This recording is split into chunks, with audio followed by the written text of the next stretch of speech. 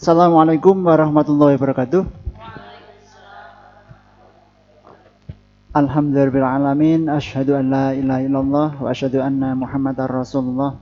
Allahumma shalli wa sallim ala sayyidina Muhammad wa ala ali sayyidina Muhammad. Amma ba'du, yang kami hormati Ibu Rafiqah SPD MPD, Bapak Ibu Guru SMP Negeri 2 Solomerto, serta karyawan SMP Negeri 2 Solomerto. Pertama-tama mari kita panjatkan puji syukur kepada Allah Subhanahu wa taala atas segala limpahan nikmat yang telah diberikan kepada kita di hari ini, sehingga kita bisa berkumpul memenuhi undangan dari kami dalam rangka diseminasi filosofi Ki Hajar Dewantara dan budaya positif sekolah. Pada kesempatan kali ini kami bacakan susunan acara. Yang pertama pembukaan, yang kedua sambutan, yang ketiga acara inti, dan yang terakhir nanti penutup. Marilah kita buka acara pada pagi hari ini dengan bacaan basmalah bersama. Bismillahirrahmanirrahim. Acara yang kedua, sambutan Kepala SMP Negeri 2 Solomerto kepada Ibu Rafiqah SPD MPD, kami persilakan. Bismillahirrahmanirrahim. Assalamualaikum warahmatullahi wabarakatuh. Waalaikumsalam warahmatullahi wabarakatuh. Yang saya hormati Ibu Sundari yang akan mendiseminasikan karyanya, kemudian kepada Bapak Ibu peserta diseminasi yang saya hormati dan saya banggakan. Alhamdulillah, puji dan syukur senantiasa kita panjatkan kehadirat Allah Subhanahu wa taala yang telah melimpahkan rahmat dan hidayahnya, sehingga pada hari ini kita diberikan kesempatan untuk mengikuti kegiatan ini. Semoga kegiatan nanti dapat berjalan lancar dari awal sampai akhir. Sholawat dan salam senantiasa kita sanjung agungkan kepada junjungan kita Nabi besar Muhammad Sallallahu Alaihi Wasallam, yang kita nantikan syafaatnya di yaumul kiamah nanti. Amin. Bapak Ibu yang saya hormati, kita berkesempatan untuk mengikuti kegiatan diseminasi pada hari ini. Mudah-mudahan nanti karya dari Bu Sundari yang merupakan praktik baik yang beliau lakukan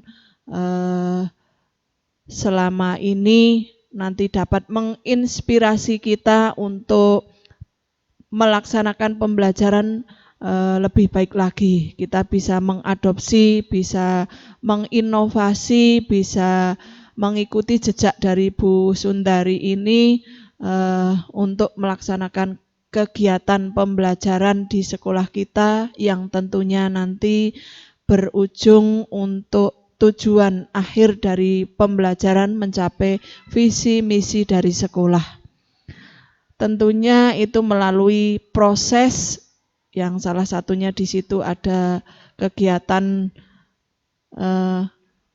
bagaimana untuk membersamai anak untuk mengembangkan potensi-potensi anak, mengembangkan karakteristik anak, karakter anak terkait dengan profil pelajar Pancasila. Di sini salah satunya adalah pengembangan dengan disiplin positif. Nah, monggo nanti seperti apa disiplin positif yang dilakukan Bu Sundari di kelasnya yang menjadi aksi nyata kita pada hari ini, nanti kita ikuti dari awal sampai akhir. Semoga memberikan manfaat untuk kita semua. Demikian yang saya sampaikan. Saya ucapkan selamat kepada Bu Sundari yang sudah berhasil menyusun atau melaksanakan aksi nyata ini. Mudah-mudahan juga menginspirasi teman-teman semua di SMP Negeri 2 Solomerto. Demikian yang saya sampaikan. Mohon maaf bila ada kekurangan. Saya akhiri billahi taufiq wal hidayah. Assalamualaikum warahmatullahi wabarakatuh. Selanjutnya kepada Ibu Sundari SPD MPD, waktu kami persilahkan. Bismillahirrahmanirrahim. Assalamualaikum warahmatullahi wabarakatuh. Kepada Ibu Kepala Sekolah SMP Negeri 2 Silomerto, Ibu Rafiqoh SPD MPD yang saya hormati, terima kasih telah memberikan kesempatan kepada saya untuk melaksanakan diseminasi pada hari ini. Kepada rekan-rekan guru dan karyawan SMP Negeri 2 Silomerto yang saya sayangi, saya mengucapkan terima kasih atas kehadirannya dalam mengikuti diseminasi pada hari ini. Perkenankan saya menyampaikan diseminasi filosofi pendidikan Ki Hajar Dewantara dan budaya positif di sekolah. Bapak Ibu yang saya hormati, saya diberi kesempatan untuk mengikuti pendidikan guru penggerak, di mana pendidikan guru penggerak ini merupakan program pendidikan kepemimpinan bagi guru untuk menjadi pemimpin pembelajaran. Tujuannya untuk menciptakan pembelajaran yang berpihak pada murid. Selanjutnya, saya selaku peserta dari pendidikan guru penggerak, ini perjalanan yang harus saya lalui sampai nanti terakhir. Dan posisi saya baru berada di sini, Bapak Ibu sekalian, baru berada di modul 2.1 dan modul 2.2.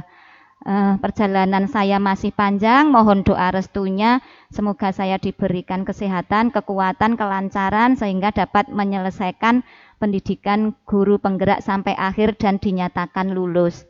Amin.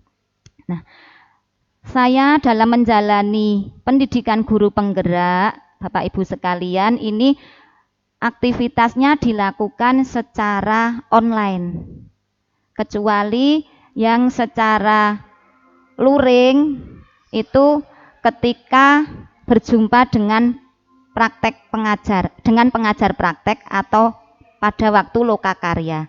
Nah, ketika kami melakukan pendidikan guru penggerak ini melalui suatu sistem yang dinamakan LMS atau Learning Management System dengan alur Merdeka, di mana alur Merdeka ini merupakan singkatan. Yang pertama, mulai dari diri. Mulai dari diri ini kami diberikan beberapa pemantik di LMS itu, kemudian kami mulai membuka untuk sebagai awalan atau refleksi awal ketika kami akan memasuki materi. Saya contohkan ketika materi modul 1.1 yaitu filosofi Ki Hajar Dewantara. Kemudian eksplorasi konsep, di sana saya disajikan materi-materi yang harus saya pelajari bersama teman-teman calon guru penggerak yang lain, dan di sana saya sebagai calon guru penggerak menuliskan pendapat dari materi yang disajikan, teman yang lain memberikan tanggapan. Kemudian dilanjutkan dengan ruang kolaborasi.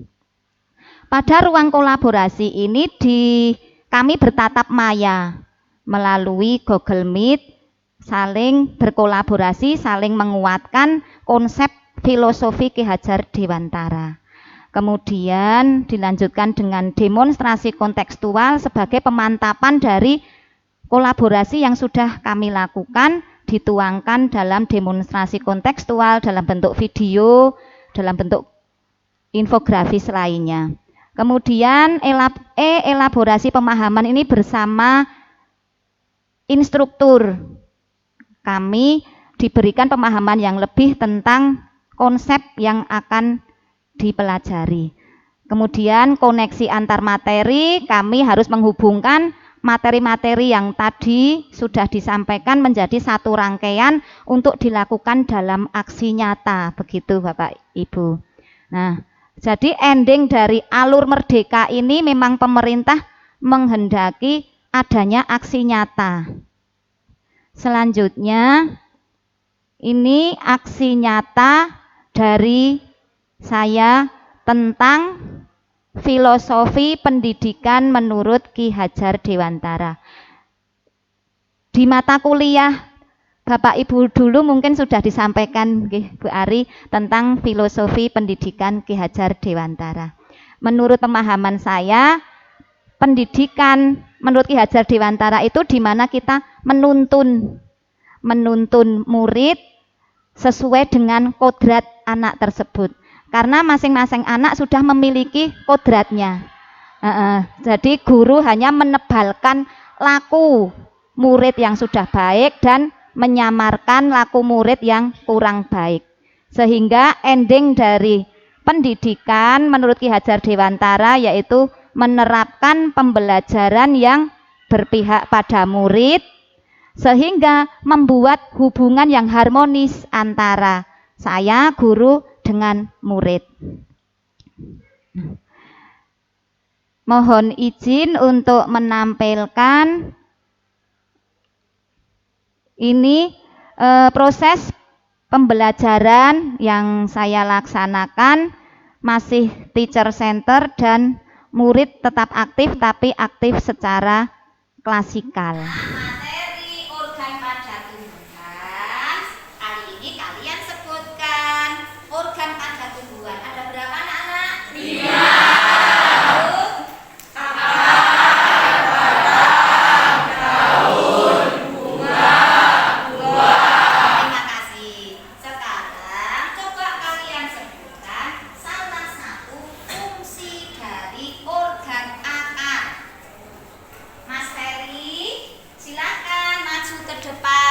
Disampaikan salah satu fungsi akar di depan teman-temannya. Malu. Ini tingkah murid kita.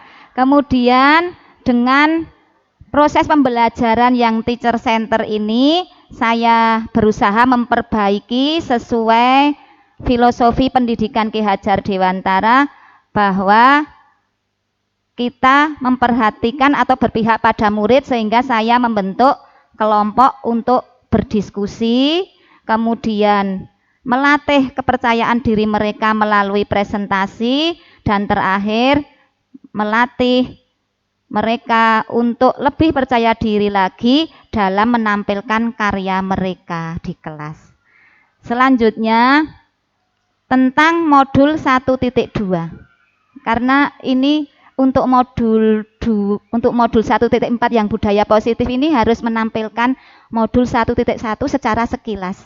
Nah, jadi mohon maaf, ini yang modul 1.2 tentang nilai-nilai dan peran guru penggerak, di mana nanti endingnya adalah mewujudkan kepemimpinan murid melalui proses belajar mengajar yang bervariatif. Ini yang saya ambil.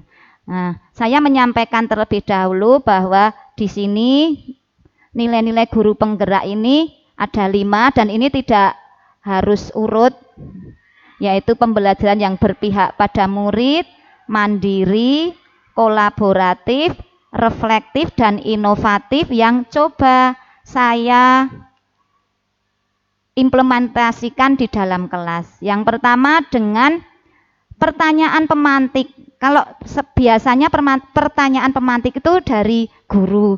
Ini saya mencoba pertanyaan pemantik yang berasal dari murid, di mana saya memberikan stimulus berupa gambar. Pertanyaan pemantik dari murid ini saya minta untuk dituliskan di kertas sticky note yang berwarna-warni.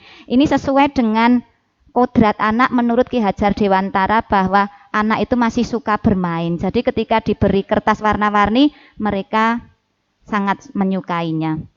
Kemudian dilanjutkan dengan proses demonstrasi, di mana pada proses demonstrasi maupun window shopping ini nanti ada nilai kolaboratif dari anak, nilai kolaboratif dari murid. Karena satu kelompok itu hanya terdiri dari 4 anak, 2 anak melakukan demonstrasi dan 2 anak melakukan window shopping. Jadi semua berkolaborasi.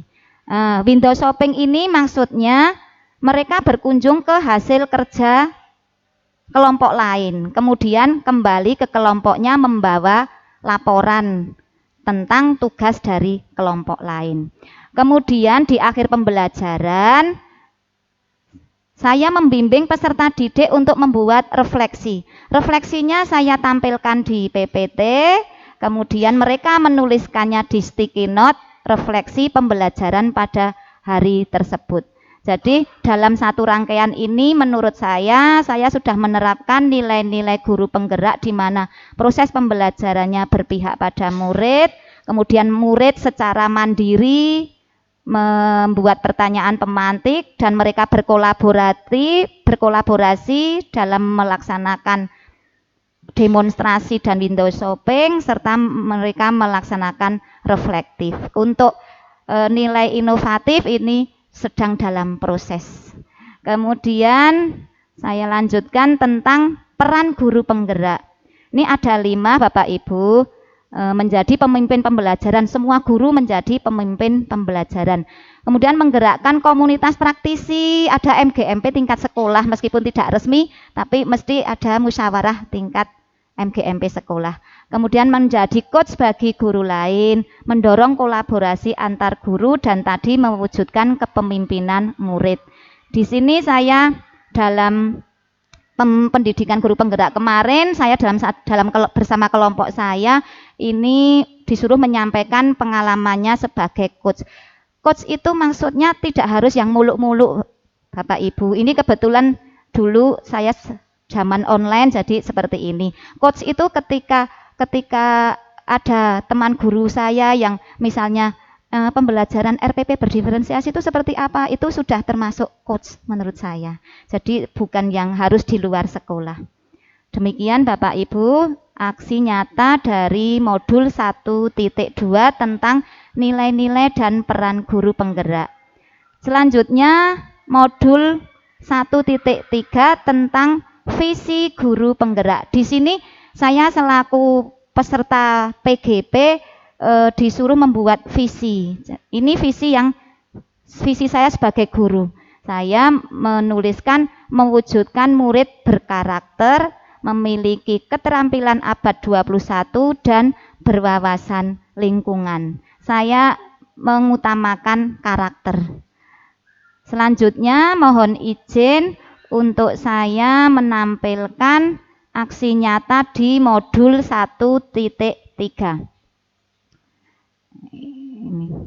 Nah,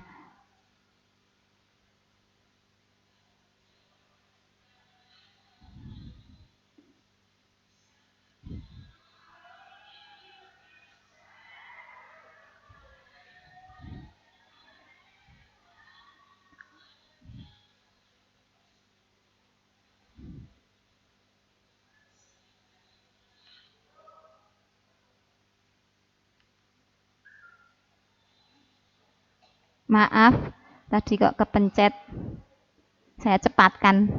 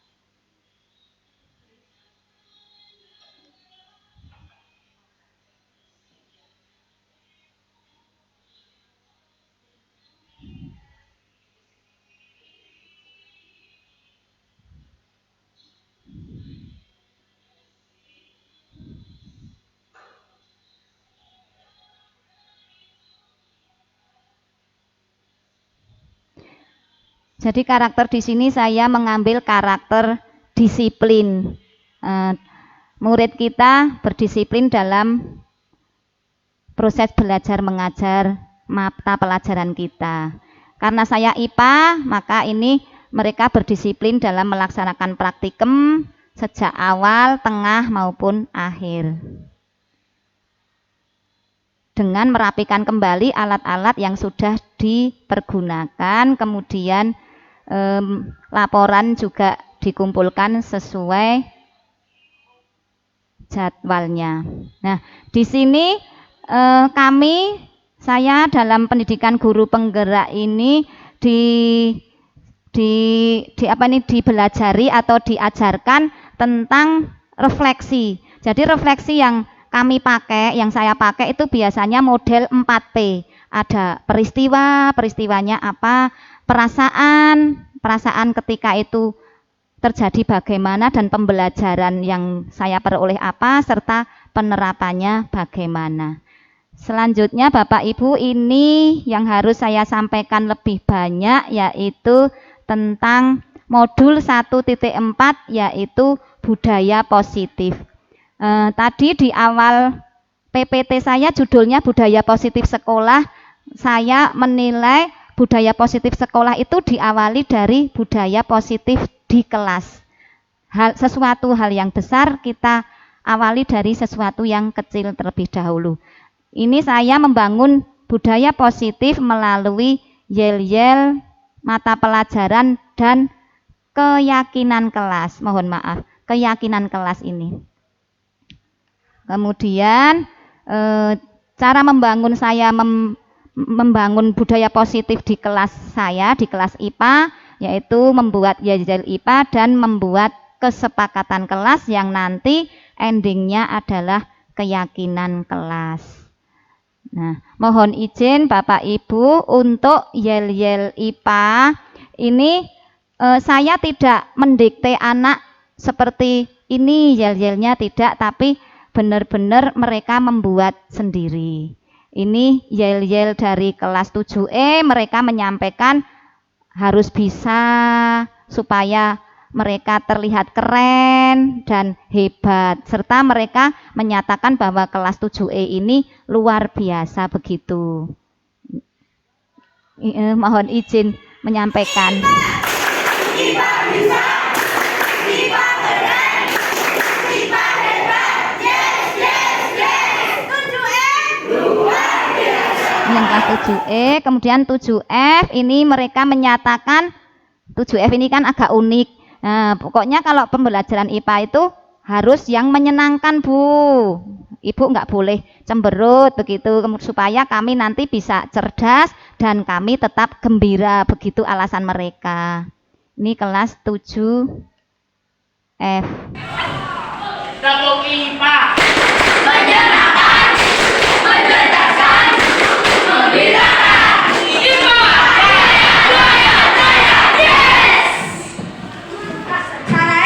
Ini yang namanya Irsat. Sangat sangat aktif. Di sini tadi di akhir video ada sarangeo begitu. Itu juga celetukan mereka spontan. Iya. Kemudian untuk 7G. Nah, 7G ini juga unik sekali. Mereka hanya membuat YIIA, tapi bukannya tanpa makna mungkin nggih. Mereka menyatakan ini. Selamat siang. Waalaikumsalam warahmatullahi wabarakatuh. Jadi mereka enggak menyatakan IPA bagaimana, pokoknya IPA gitu. Ya, saya harus menghargai pendapat mereka. Nah, dari yel-yel tersebut yang 7H sudah agak lampau, mohon maaf tidak saya cantumkan. Nah, pengertian yel-yel ini tentu saja teriakan yang semangat dilakukan oleh sekelompok orang, dilakukan untuk memberikan semangat tentu saja dan membuat semua pelakunya menjadi lebih gembira. Maksudnya yel-yel itu saya tidak harus di awal, sesuka mereka, mau ketika bosan ya di tengah atau di akhir gitu, nggak mesti, yang penting pas pelajaran IPA. Nah, juga salah satu upaya melatih kekompakan. Ini upaya saya dalam membangun budaya positif di kelas IPA, budaya positif di kelas IPA supaya mereka tetap semangat dalam mengikuti pelajaran IPA. Kemudian yang berikutnya selain yel-yel kelas, budaya positif di kelas yang saya laksanakan adalah membuat keyakinan kelas. Nah, mohon maaf karena laptopnya ganti. Untuk keyakinan kelas ini sudah saya masukkan ke PMM dan alhamdulillah sertifikatnya keluar tadi pagi. Kayak ngerti mau didiseminasi gitu terus keluar, padahal kemarin sore udah tak lihat belum ada Mbak, tadi pagi saya lihat kok keluar gitu, berarti di ACC gitu. Nah, ini hal kecil yang saya laksanakan, ini membuat keyakinan kelas di mana saya menjelaskan fungsi dan kegunaan keyakinan kelas yang akan dibuat bersama anak-anak. Saya selalu menggunakan sticky note meskipun ini enggak baku karena saya berpedoman pada kodrat anak yang masih suka bermain dengan warna-warna itu sangat menyukai. Kemudian yang kedua, satu meja saya minta berdiskusi untuk menuliskan satu pendapat atau satu pernyataan yang akan nanti menjadi keyakinan kelas. Selanjutnya, ini ketiga. Masing-masing perwakilan kelas dari kelompok kecil tadi membacakan pendapat satu persatu, ini perwakilannya membacakan di depan kelas, dimusyawarahkan, sepakat tidak gitu. Kalau sepakat maka sudah jadi menjadi keyakinan kelas. Nah, keyakinan kelas ini ya murni dari mereka, saya tidak mendikte, terserah. Ya biar ada yang menuliskan tidak boleh memanggil nama teman dengan nama orang tuanya, ada yang menuliskan ketika meminjam pulpen, pensil harus izin, dan memang mereka unik, jadi ini banyak sekali. Kemudian pertanyaannya, apakah dalam pelaksanaannya murid ini melanggar kesepakatan kelas? Jadi sebelum menjadi keyakinan kelas tadi kesepakatan kelas dulu. Nah, tentu saja ada. Nah, ini uniknya di sini Bapak Ibu. Ketika saya pelajaran IPA gitu, ketika ada pelanggaran biasanya temannya langsung melaporkan secara frontal. Mohon maaf karena mereka masih anak-anak.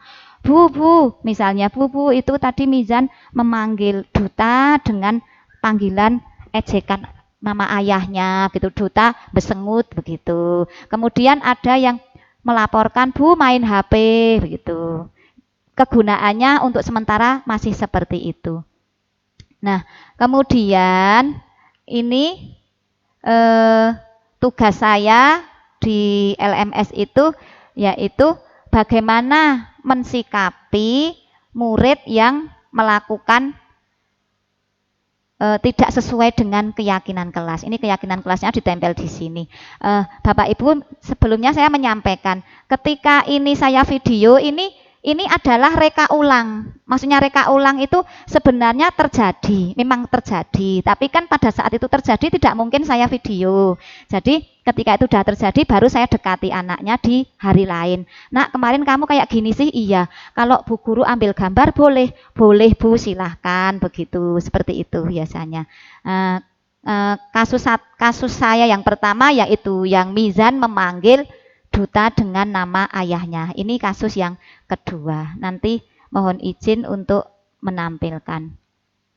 Kemudian pengalaman belajar yang saya dapatkan setelah mempelajari modul 1.4 budaya positif ini adalah yang pertama, bahwa kita ini harus memahami kebutuhan dasar manusia.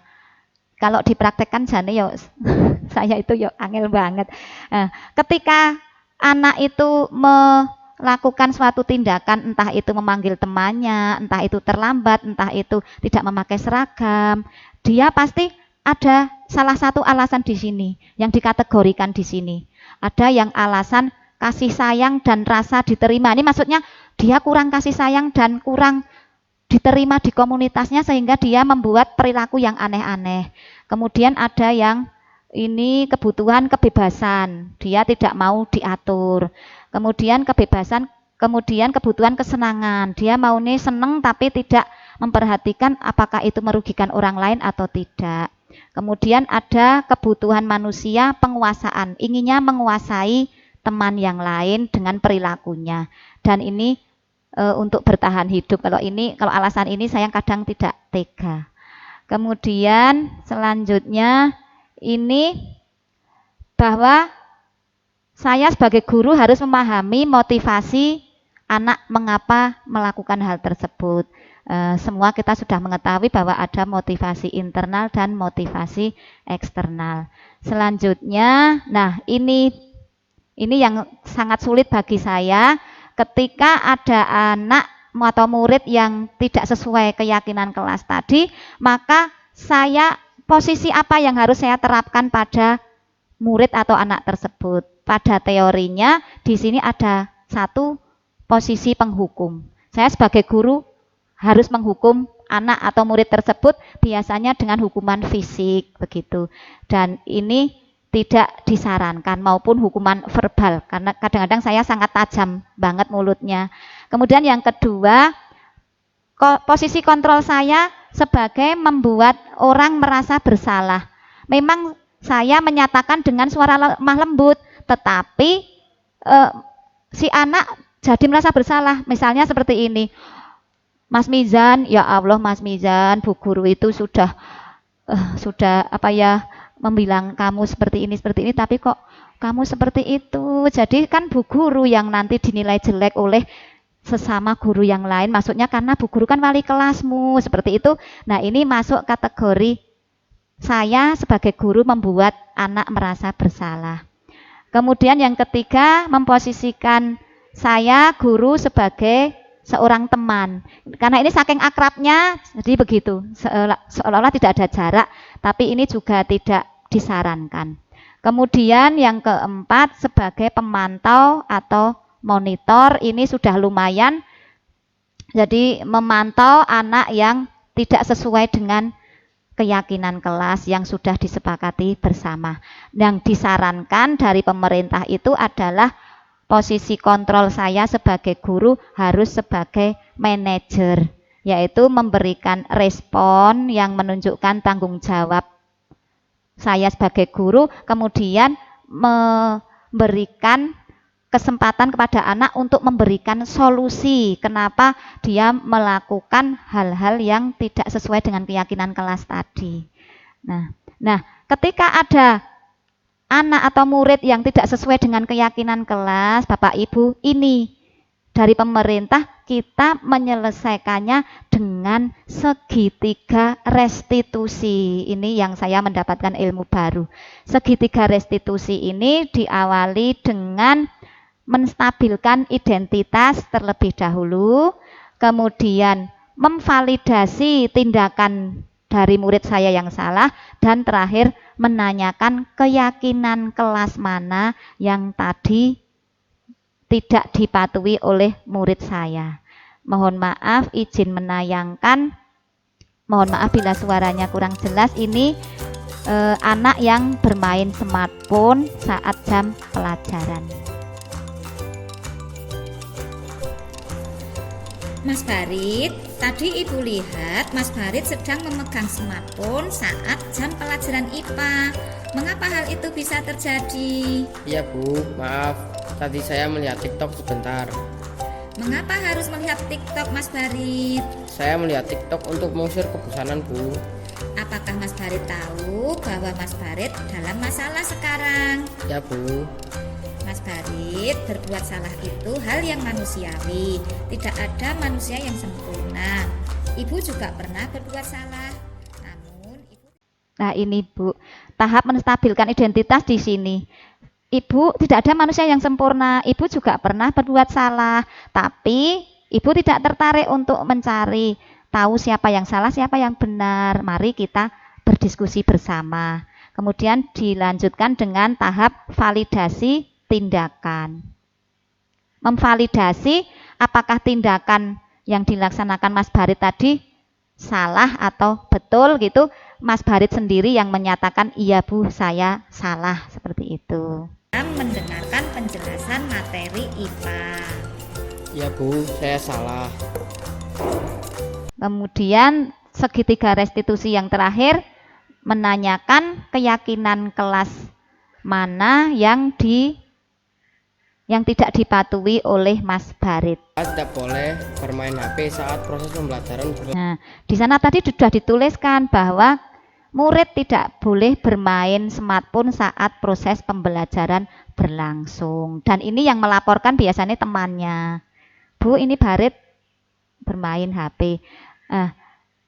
Dari tahap menanyakan keyakinan kelas ini, guru berusaha meraih hati anak yang merasa bersalah tadi dengan menanyakan cita-citanya. Semua anak cita-citanya pasti ingin menjadi orang yang sukses dengan menyebutkan ada yang ingin menjadi polisi bagian Intel kalau Mizan seperti itu kemarin.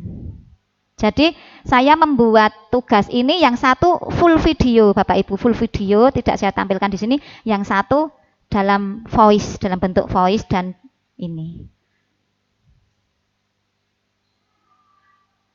Nah, kemudian murid atau anak kembali ke kelas dan berjanji tidak akan mengulangi lagi. Nah, murid ini saya minta testimoni, mohon maaf tidak saya tampilkan. Nah, testimoni murid ini menyatakan ketika mereka tidak melakukan suatu tindakan yang tidak sesuai dengan keyakinan kelas, mereka lebih nyaman ketika dipanggil gurunya secara pribadi. Jadi mereka tidak suka ketika di depan kelas begitu, intinya begitu itu, secara pribadi dipanggil. Ya, intinya dilus-lus tapi nggih. Tidak bisa semua anak dilakukan seperti itu. Kemudian ini kesimpulan dari membangun budaya positif di sekolah yang tadi sudah saya sampaikan.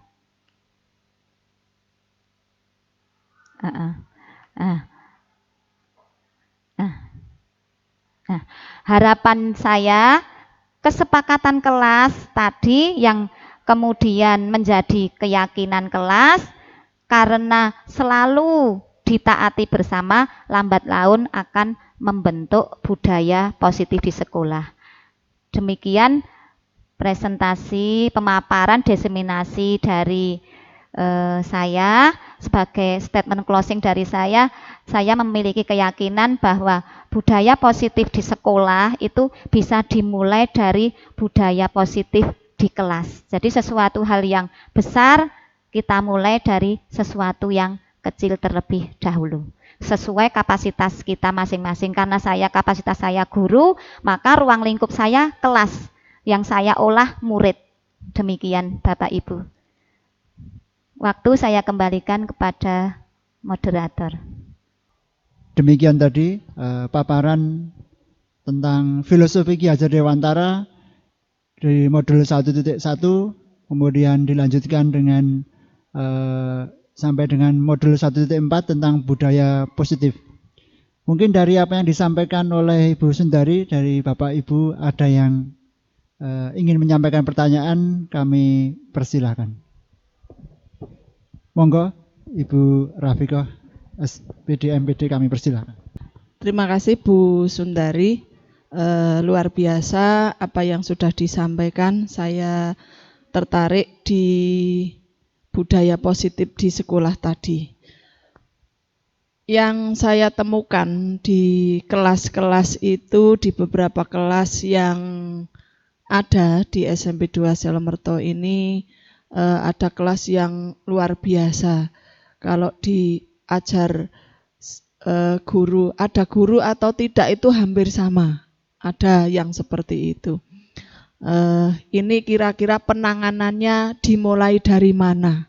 Kemudian budaya positif seperti apa yang bisa dilakukan di kelas tersebut sehingga nanti akan menjadi kelas yang lebih kondusif dan budaya positif di kelas tersebut sudah berbudaya sehingga nanti akan Bapak Ibu guru maupun anak-anak semuanya nyaman di kelas. Itu saja yang saya tanyakan. Terima kasih. Assalamualaikum warahmatullahi wabarakatuh. Monggo kepada Ibu Sundari bisa menanggapi untuk satu pertanyaan terlebih dahulu, nanti bisa disambung ke pertanyaan berikutnya. Terima kasih Pak Hadi atas waktu yang diberikan kepada saya. Kemudian terima kasih kepada Bu Rofi atas pertanyaannya.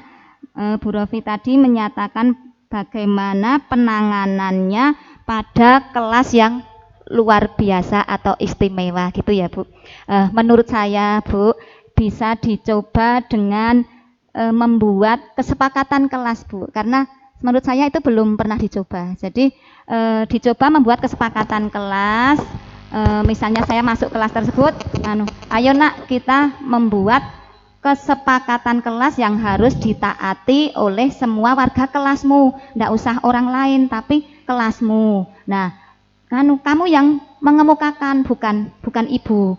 Nah, kalau anaknya dugal gitu kan mesti nulisnya macam-macam Bu. Nah, biar mereka nulis kayak gitu, nggak harus pakai sticky note yang warna-warni, enggak Bu. Terserah mereka mau pakai apa, mau pakai kertas putih kosong biasa boleh. Untuk biar agak terkoordinir, bukan satu anak satu pernyataan, jangan Bu, satu meja satu pernyataan. Jadi kan dia harus berkolaborasi dengan temannya untuk mencapai mufakat. Kalau sudah selesai, mari kita baca satu persatu, urut itu, dibaca satu-satu. Ketika dia membacakan kan mesti satu kelas ingat yang dia tulis itu apa, kan terpatri. Jadi kalau mau melanggar kan harusnya normalnya kan malu Bu. Nah, tapi ketika dia menyampaikan itu, ini dengan cara halus ya Bu. Ketika dia menyampaikan, teman satu kelasnya itu setuju atau tidak, dimintai pendapatnya gitu.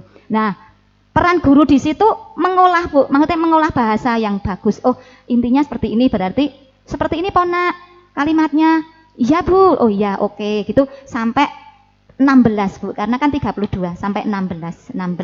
Nah, kalau sudah kita rangkum menjadi kesepakatan kelas, kemudian kita cetak menjadi keyakinan kelas Bu, membutuhkan dana sekolah Bu.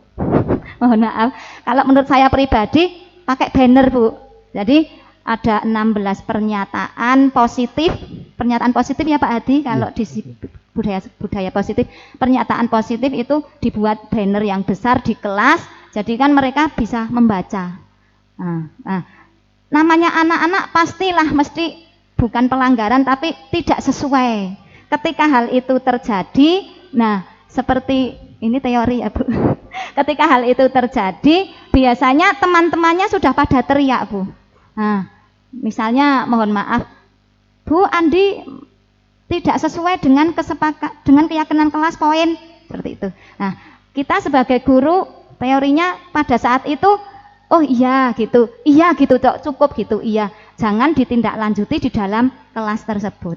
Kita tindak lanjuti setelah kita pelajarannya selesai. Terus misalnya, nah Andi nanti menemui ibu ya. Jangan di kantor guru juga Bu, karena banyak guru di sana.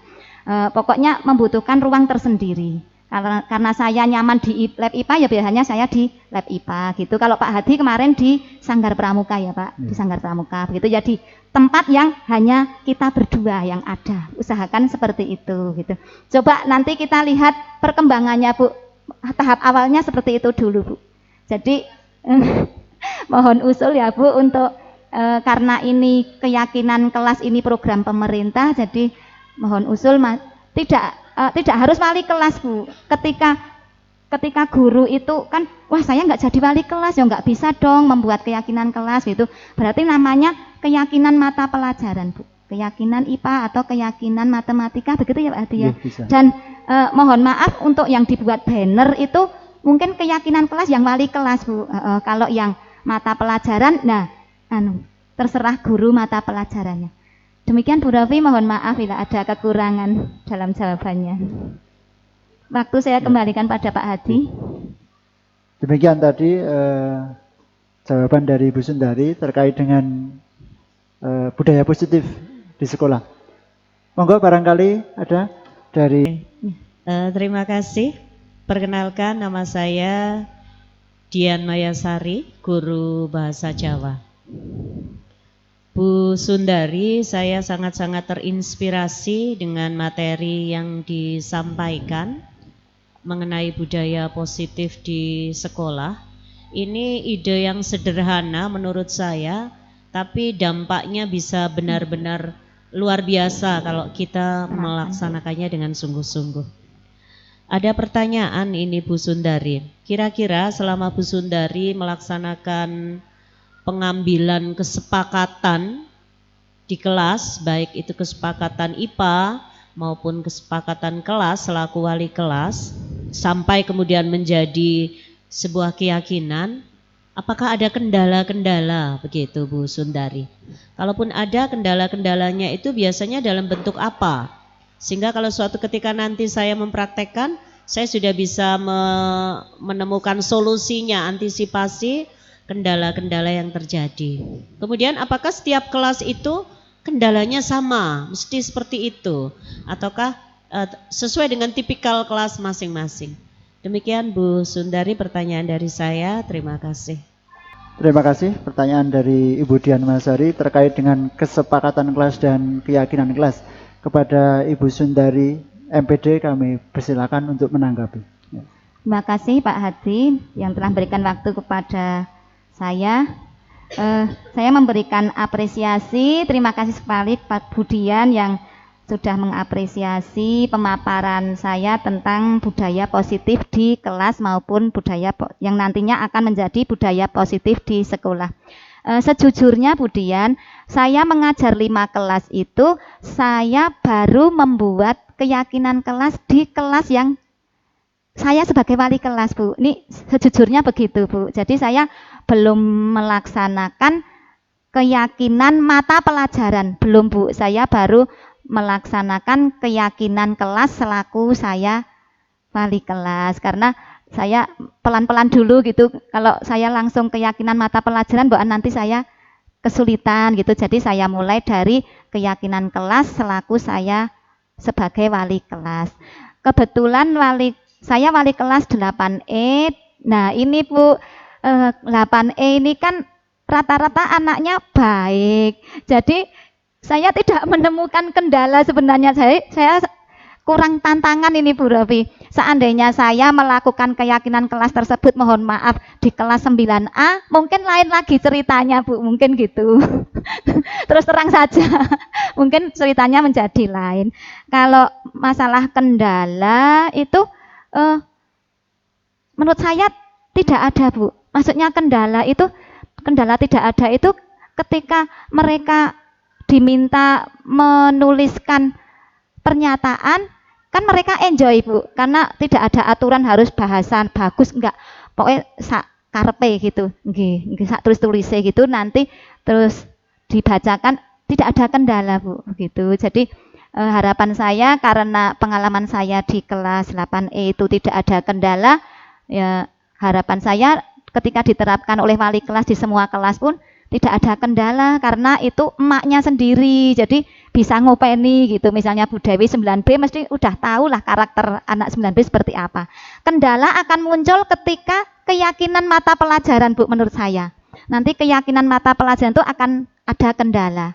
Nah, kendala-kendala tersebut nanti bisa kita sikapi bersama. Mohon maaf nggih Budian kalau tidak memuaskan jawabannya, karena memang saya belum ngelakoni gitu loh ketika saya menjawab, yang tidak saya lakukan bukan saya salah. PR kita bersama-sama memang keyakinan mata pelajaran yang masih agak sulit gitu. Kalau keyakinan kelas masih bisa mudah nggih, Pak. Terima kasih Budian. Terima kasih. Nama saya Runipa, saya guru mapel bahasa Jawa. Tadi dipaparkan oleh Bu Sundari tentang kesepakatan kelas. Misalnya saya cowok terus tidak menuliskan kesepakatan rambut harus 3-2-1. Nah itu kan saya tidak menuliskan. Apakah nanti tidak jadi masalah untuk ketika nyong ora nulis kok gitu? Atau bagaimana cara kita menggiring anak biar sepakat itu tulus dari dirinya, gitu aja. Terima kasih.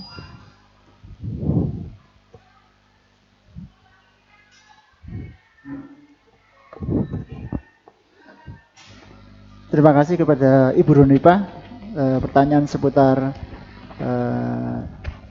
kesepakatan kelas tentang jenis potongan rambut. Kepada Ibu Sundari kami persilahkan. Terima kasih sekali Bu Runi atas inspirasinya mengenai ini ketulusan hati dari murid kita. Kan tadi saya menyampaikan tidak intervensi ya Bu. Jadi memang benar-benar keluar dari hati murid kita. Bagaimana jika memang dari hati murid kita itu tidak ada ini, tidak menuliskan rambut 321. Nah, di sini memang ada perbedaan yang namanya aturan kelas atau aturan sekolah dengan keyakinan kelas atau keyakinan sekolah. Nggak usah kita giring ke rambut Bu, karena itu masuknya nanti aturan kelas atau aturan sekolah. Perbedaannya, kalau aturan itu kan ketika tidak mematuhi aturan, mohon maaf, ada hukuman dalam tanda kutip. Tapi kalau tidak sesuai keyakinan kelas, tidak ada hukuman dalam tanda petik, tapi kita mengarahkan ke arah lebih baik begitu. Nggih. Jadi memang ya Bu Rofi nggih, kita tidak boleh intervensi apa yang mau ditulis anak nggih. Nanti wilayahnya itu di peraturan kelas atau peraturan sekolah. Semoga berkenan. Makasih.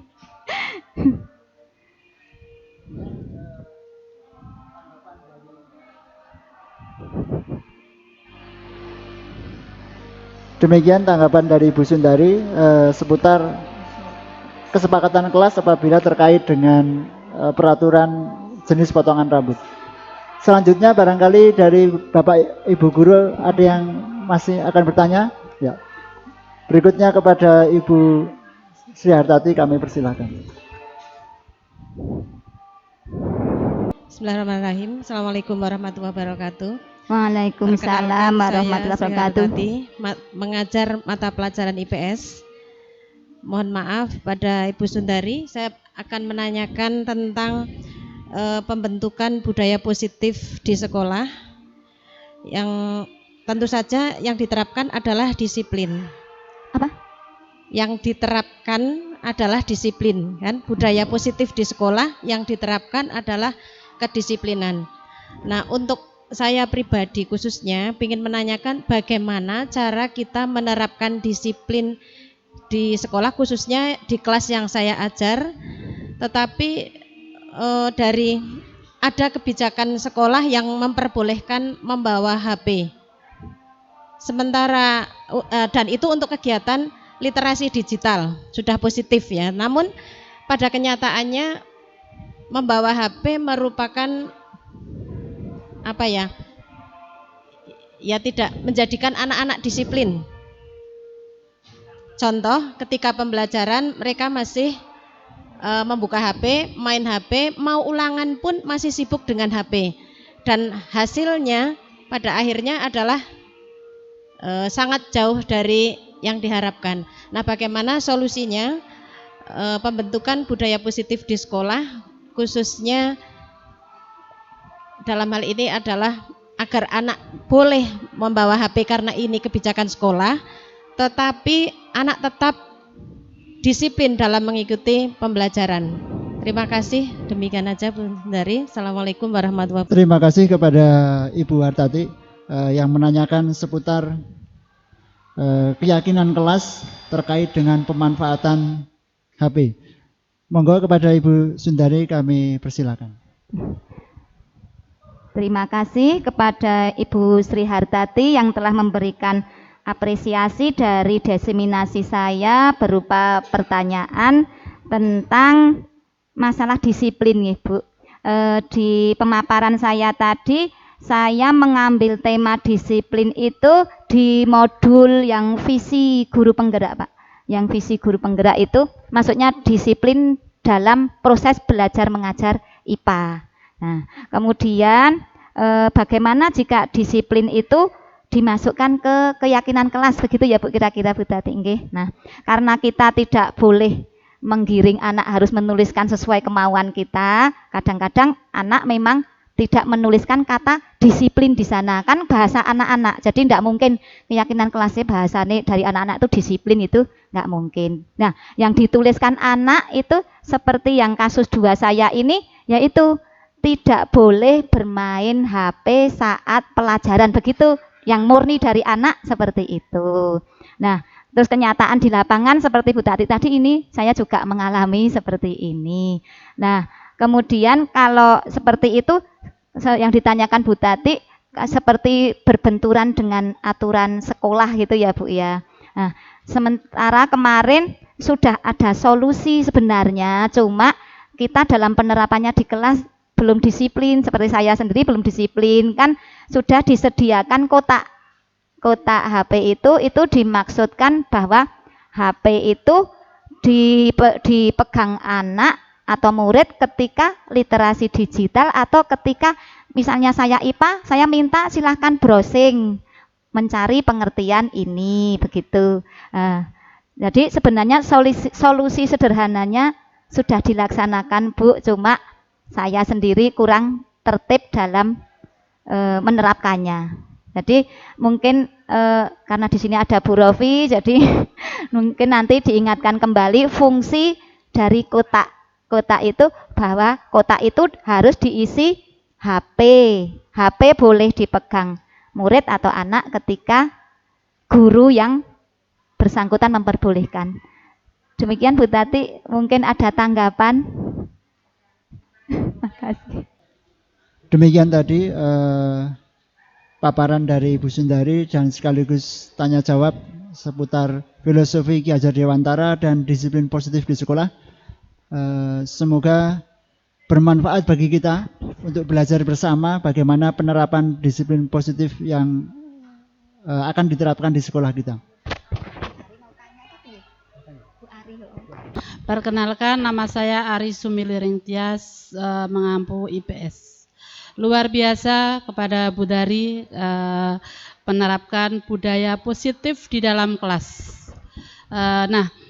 Saya sangat antusias sekali untuk budaya positif di dalam kelas ya, karena budaya positif di dalam kelas itu akan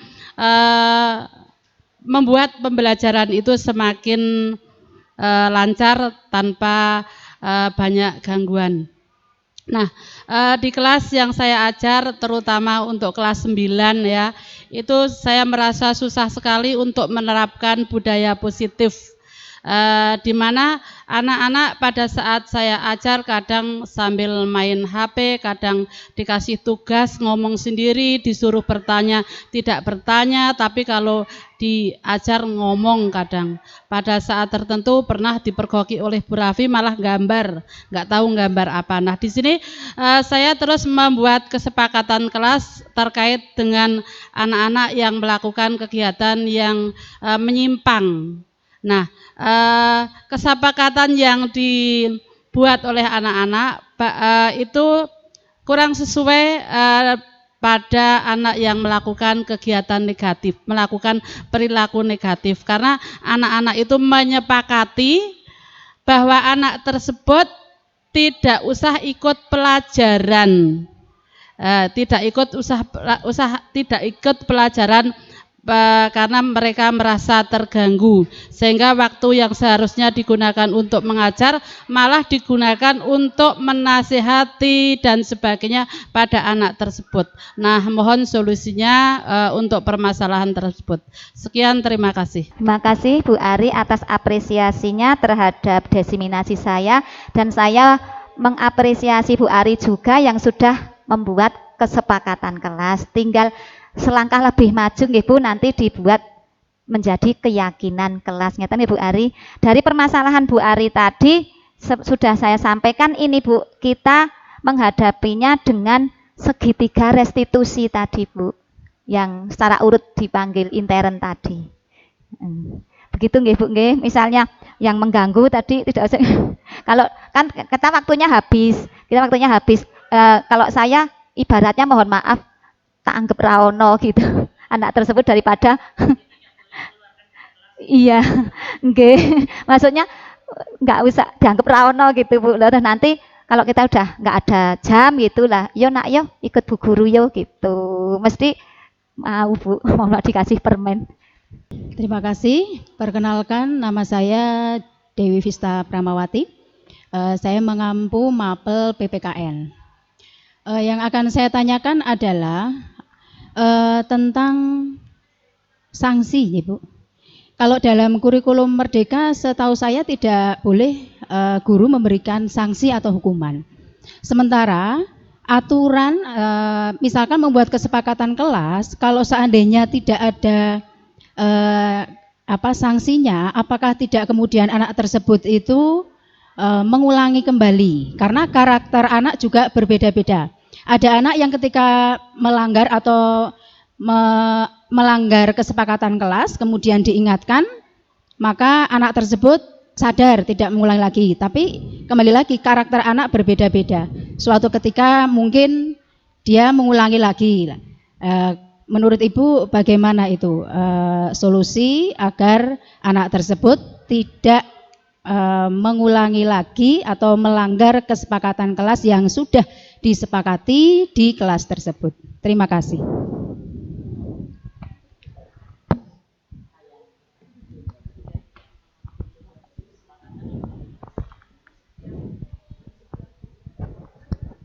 Terima kasih kepada Ibu Dewi yang menanyakan seputar konsekuensi apabila melanggar keyakinan kelas supaya nantinya tidak terulang kembali. Kepada Ibu Sundari kami persilakan.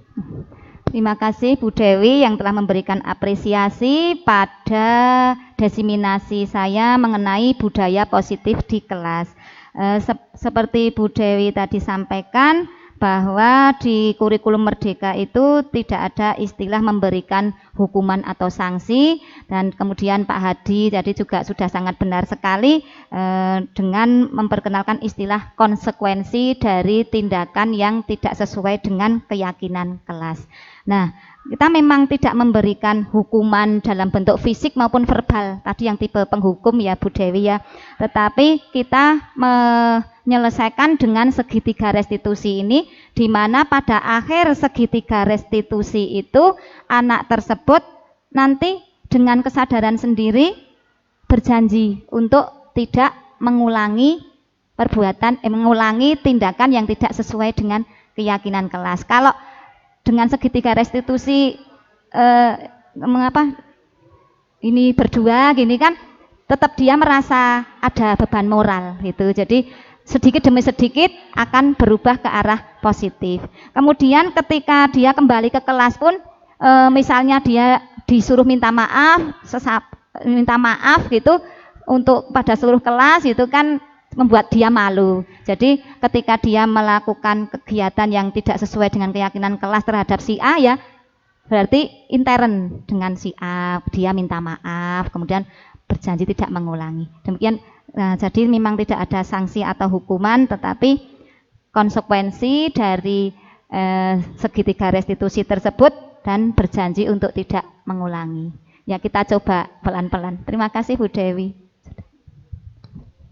Pakai ini Mbak. Demikian kegiatan diseminasi filosofi Ki Hajar Dewantara dan juga disiplin positif yang disampaikan oleh Ibu Sundari. Mari kita berikan aplaus sekali lagi kepada Ibu Sundari. Semoga apa yang disampaikan oleh Ibu Sundari dapat menambahkan wawasan kepada kita tentang bagaimana penerapan keyakinan kelas dan bagaimana tentang budaya positif di sekolah. Demikian dari kami. Ada kekurangannya kami mohon maaf. Mari kita tutup kegiatan hari dengan bacaan hamdalah bersama. Alhamdulillahirabbil alamin. Assalamualaikum warahmatullahi wabarakatuh. Waalaikumsalam warahmatullahi wabarakatuh. Assalamualaikum warahmatullahi wabarakatuh. Perkenalkan, nama saya Ibu Dewi Vista Pramawati, pengampu mata pelajaran PPKN. Setelah saya mengikuti diseminasi yang dipaparkan oleh Ibu Sundari SPD MPD mengenai pembiasaan budaya positif di sekolah yang berkaitan dengan keyakinan kelas, sangat menginspirasi saya, di mana saya juga ingin menerapkan metode tersebut, di mana mata pelajaran yang saya ampuh erat kaitannya dengan pembentukan karakter murid yang tidak jauh dari profil pelajar Pancasila. Di antaranya adalah karakter mandiri dan tanggung jawab. Semangat Bu Sundari, teruslah berkarya dengan karya yang inspiratif, kreatif, dan inovatif. Wassalamualaikum warahmatullahi wabarakatuh.